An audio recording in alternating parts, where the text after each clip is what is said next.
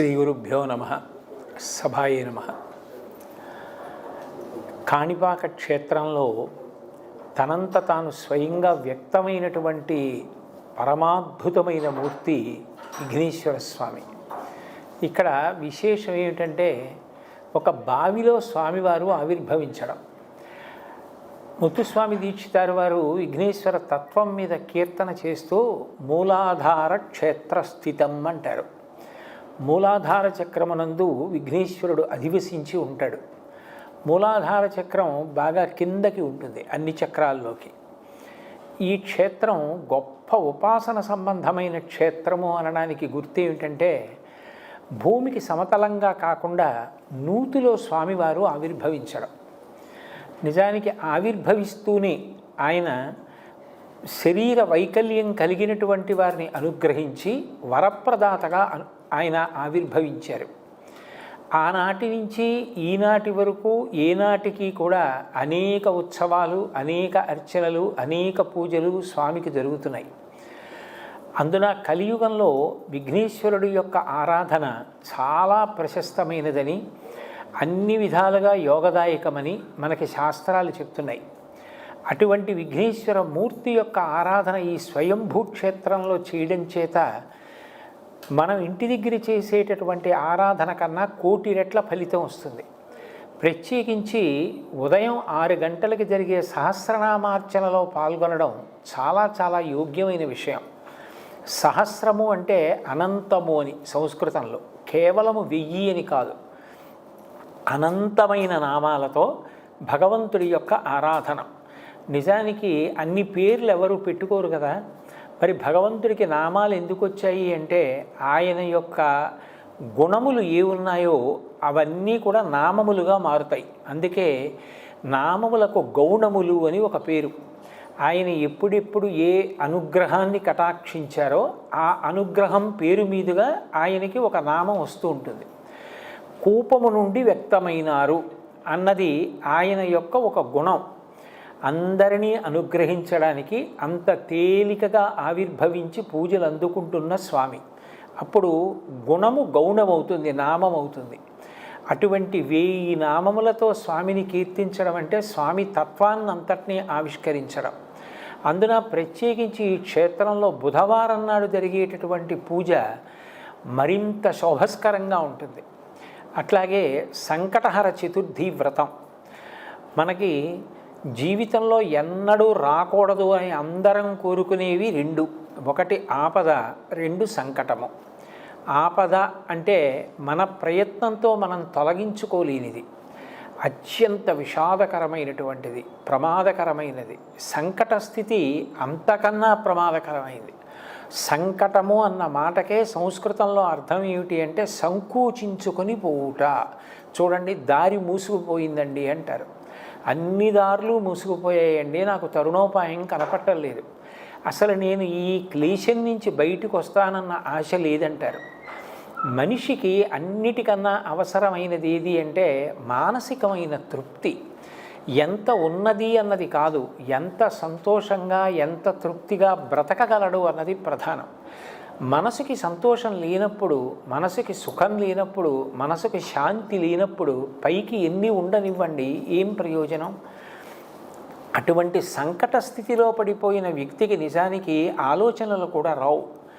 ఆ దుఃఖం మనిషిని ఆలోచించకుండా చేసేస్తుంది.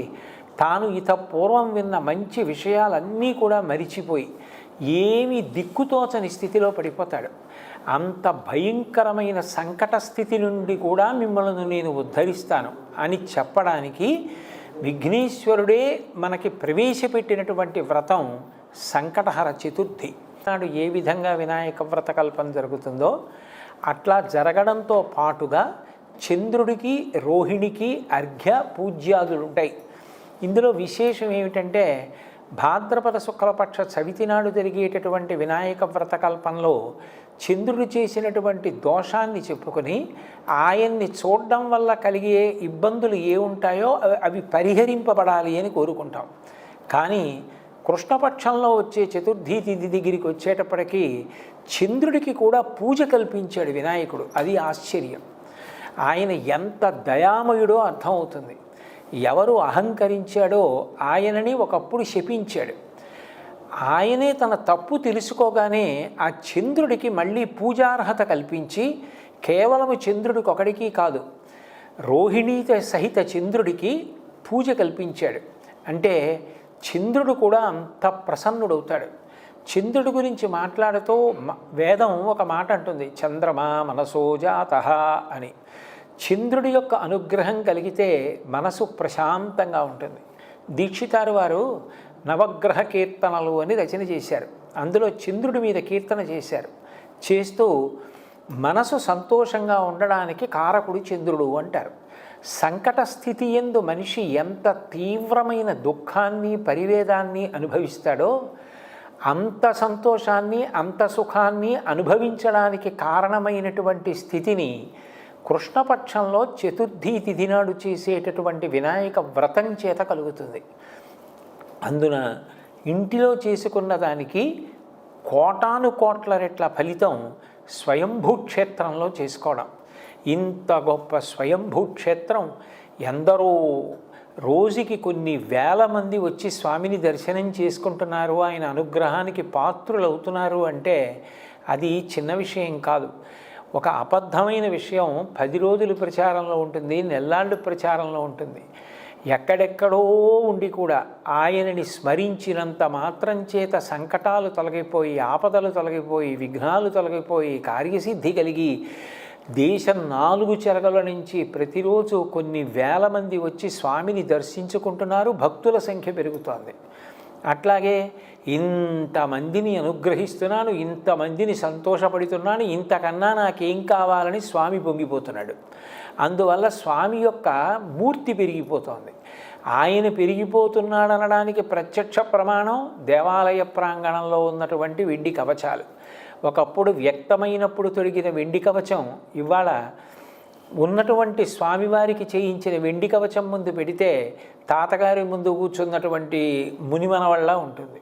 అంటే అంత స్వామి పెరిగిపోతున్నారు ఆనందంతో. ఏమిటి ఆయన ఆనందం అంటే, ఇంతమందిని నేను అనుగ్రహిస్తున్నాను, వీళ్ళు నా పట్ల ఇంత భక్తి ప్రపత్తులతో ఉన్నారు. ఆయన వలన అనుగ్రహాన్ని పొందినటువంటి వారు అంత సంతోషంగా ఉన్నారనడానికి తార్కాణం రోజు రోజుకి పెరిగిపోతున్నటువంటి భక్తుల సంఖ్య. ఇంత గొప్ప క్షేత్రంలో సంకటహర చతుర్థి వ్రతాన్ని కూడా చేసుకోగలగడం భక్తులకి సకల సౌభాగ్యదాయకం. జీవితంలో ఎన్నడూ అనుభవించకూడని స్థితి సంకట స్థితి. ఆ సంకట స్థితిని తీసివేయగలిగినటువంటి వాడు విఘ్నేశ్వరుడే. అందుకే మనకి లోకంలో ఒక మాట చెప్తారు, నిజానికి కొన్నిటిని బంధించడం మన వల్ల కాదు. ఏనుగు ఉందనుకోండి, ఏనుగు బలం ముందు, ఏనుగు శరీర పరిమాణం ముందు ఎవరు నిలబడలేరు. కానీ అదే ఏనుగు వశపడిందనుకోండి, తన కాలు ముందుకు చాపి తన కాలు కట్టవలసినటువంటి ఇనప గొలుసుని తొండంతో పైకెత్తి మావటికి ఇచ్చి కట్టించుకుంటుంది. భగవంతుడు కూడా అంతే. అనోరణీయాన్ మహతో మహీయాన్ అని అంతటా నిండిపోయినటువంటి పరమాత్మ ఒకచోట ఒక రూపంతో వ్యక్తమయ్యాడు. వ్యక్తమవడమే కాదు, ఆయన సంకటహర చతుర్థి వ్రతాన్ని ఇక్కడ చేసుకున్న వాళ్ళందరినీ కూడా అనుగ్రహిస్తాను అని చెప్పి ప్రకటిస్తున్నాడు అనడానికి ఆయన వ్యక్తమైన విశేషమే పరమతార్కాణం. ఎప్పుడూ ఆయన చుట్టూ నీళ్లుంటాయి. మిగిలిన భూతములన్నిటిలోకి జలభూతం చాలా ఎందుచేత గొప్పది అంటే, పరబ్రహ్మానికి ప్రత్యామ్నాయం తజ్జలాన్ అన్నమాట. వేదం భగవంతుణ్ణి తజ్జలాన్ అని కీర్తిస్తుంది. నీటి రూపంలో భగవంతుడు ఉంటాడు. అందుకే లింగపురాణం చేస్తూ వ్యాసుల వారు ఒక మాట అంటారు, సంజీవనం సమస్తస్య జగత సలిలాత్మిక భవ ఇత్యుచ్యతే మూర్తిర్భవస్య పరమాత్మనః అని. నీటి రూపంలో ఉంటే అందరినీ బ్రతికిస్తాను అని గుర్తు. ఈ లోకంలో అందరికీ లభించేటటువంటి అమృతం తేలిగ్గా లభించేది ఏది అంటే నీరు. పంచామృతములు అంటే ఆవు పాలు దొరకచ్చు, దొరకకపోవచ్చు. ఆవు పాలతో చేసిన పెరుగు దొరకచ్చు, దొరకకపోవచ్చు. ఆవు పాలతో చేసిన నెయ్యి దొరకచ్చు, దొరకకపోవచ్చు. ఆవు పాలతో చేసిన పెరుగు, నెయ్యి, తేనె దొరకచ్చు, దొరకకపోవచ్చు. అమృతం, పంచదార కాదు, పంచామృతాల్లో 5వది నీరు. అమృతం వా ఆపహ అని పేరు. నీరే అమృతం. అటువంటి అమృతంలోంచి నేను ఉద్భవించాను. ఈ నీటిలో నేనున్నాను అన్న మాటకు అర్థం ఏమిటి అంటే, లోకములనన్నిటినీ కూడా బ్రతికింపచేస్తాను. బ్రతికింపచేయడం అంటే కేవలం అన్నం తిని బ్రతికుండడం కాదు. బ్రతుకుకి అర్థం తెలిసి బ్రతకడం. జ్ఞాన వైరాగ్య సిద్ధ్యర్థం భిక్షాం దేహీచ పార్వతీ అంటారు శంకరాచార్యుల వారు. భక్తి ఉండాలి, జ్ఞానం ఉండాలి, వైరాగ్యం ఉండాలి, జన్మ యొక్క చరమ ప్రయోజనం తెలిసి ఉండాలి, బ్రతికున్నన్నాళ్ళు సుఖశాంతులతో బ్రతకగలగాలి. ఇవన్నీ నేను మీకు ఇవ్వగలను అని చెప్పడానికి ఇప్పటికీ ఆయన ఉన్న ప్రాంతంలో నీరు అలా పుడుతూనే ఉంటుంది. మీరు జాగ్రత్తగా పరిశీలిస్తే చిన్న చిన్న పువ్వులు ఆయన పాదాల మీద పూజ చేసినవి ఆయన యొక్క కూర్చున్న స్థానం నుండి ఉద్భవించినటువంటి ఆ జలాలలో మెల్లిగా ప్రయాణం చేసి వెళ్ళడం కనబడుతుంది. అంటే నీటిలో ఉన్నటువంటి వినాయక స్వరూపం.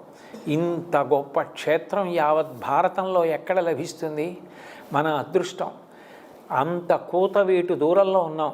ఇటువంటి క్షేత్రానికి వచ్చి స్వామిని దర్శించుకోవడం, స్వామిని సేవించడం, అందున బుధవారం నాడు రాగలగడం, విశేషించి సహస్రనామార్చన వంటి కార్యక్రమాల్లో ప్రాతకాలమనందు పాల్గొనగలగడం, సంకటహర చతుర్థి వంటి వ్రతాల్లో పాల్గొని మనుష్య జన్మకు ఏ క్లేశం లేకుండా సుఖ సంతోషాలతో జీవించి భగవంతుని యొక్క పాదారవిందముల యందు నిరతిశయ ప్రీతిని భక్తిని పొంది జ్ఞాన వైరాగ్యములను పొందడం కన్నా చరమ ప్రయోజనమే ఉంటుంది. ఇన్నిటినీ ఇవ్వగలిగినటువంటి ఆ విఘ్నేశ్వర అనుగ్రహానికి మనందరం కూడా అలవాటు చేసుకొని మన పిల్లలతో, కుటుంబాలతో, స్నేహితులతో తప్పకుండా ఈ క్షేత్రానికి వచ్చి స్వామిని దర్శించి సేవించి ఆయన అనుగ్రహానికి పాత్రులమవుదాం. శుభం భూయాత్. స్వస్తి. చూశారు కదా ఫ్రెండ్స్, అద్భుతమైన శ్రీ కాణిపాక వరసిద్ధి మహిత్యాన్ని విన్నారు కదా గురుగారి మట్లో. అలాగే శ్రీ కాణిపాకంలో కొలువు తీరిన శ్రీ స్వామి వినాయకుడు సజీవమూర్తిగా వెలిసిన ఈ స్వామికి 1000 సంవత్సరాల నాటి చరిత్ర ఉంది. స్వామి అప్పటి నుండి ఇప్పటి వరకు సర్వాంగ సమేతంగా పెరుగుతూ ఉన్నాడు. ఈ విషయానికి ఎన్నో నిదర్శనాలున్నాయి. స్వామివారికి 50 సంవత్సరాల క్రితం నుండి కవచం ప్రస్తుతం సరిపోవడం లేదని చెబుతుంటారు అక్కడ భక్తులు బ్రోచే స్వామిని వరసిద్ధి వినాయకునిగా వ్యవహరిస్తారు. స్వామివారి విగ్రహం నీటిలో కొద్దిగా మునిగి ఉంటుంది. ఎంత ద్రవ్యనా స్వామివారి తిథి మాత్రం కనుగొనలేకపోయారు. స్వామివారికి నిత్యం అష్టోత్తర పూజలతో పాటు పండుగలు, పర్వదినాలు, విశేషమైన పర్వదినాలలో ప్రత్యేక పూజలు నిర్వహిస్తారు. శ్రీ వినాయక చవితి ఉత్సవాలను ఘనంగా నిర్వహిస్తారు. సత్య ప్రమాణాలకు దేవుడైన కాణిపాకం విఘ్నేశ్వరుడి ముందు ప్రమాణం చేయడానికి అబద్ధికులు సిద్ధం కారు. కాణిపాకంలో ప్రమాణం చేస్తారా అంటే సవాలు విసురుతారు. ఇక్కడ చేసిన ప్రమాణాలకు బ్రిటిష్ కాలంలో న్యాయస్థానంలో కూడా ప్రామాణికంగా తీసుకున్నారు. దీనికి ఎదురుగా ఒక మంచి నీటి కోనేరు, ఒక వినూతమైన మండపం కూడా ఉన్నాయి. అలాగే ఎన్నో ఈ దేవాలయాన్ని 11వ శతాబ్దంలో ప్రారంభంలో చోళరాజు మొదట కులుత్తొంగ చోళ నిర్మించాడు. 1336 తర్వాత విజయనగర సంస్థాన చక్రులు దీన్ని అభివృద్ధి చేశారు. ఈ దేవాలయం ఆంధ్రప్రదేశ్ దేవాదాయ శాఖ ఆధ్వర్యంలో ఉంది. ఈ దేవాలయ నిర్వహణ కొరకు 15 సభ్యులు కూడా ట్రస్ట్ కూడా ఉంది. వినాయక చవితి పండుగ నుండి 21 రోజుల పాటు వార్షిక బ్రహ్మోత్సవాలు అద్భుతంగా వివిధ వాహనాల్లో వినాయకుని విగ్రహాన్ని ఊరేగిస్తారు. ఇటువంటి అద్భుతమైన పరమ పుణ్య పావన క్షేత్రం శ్రీ కాణిపాకం.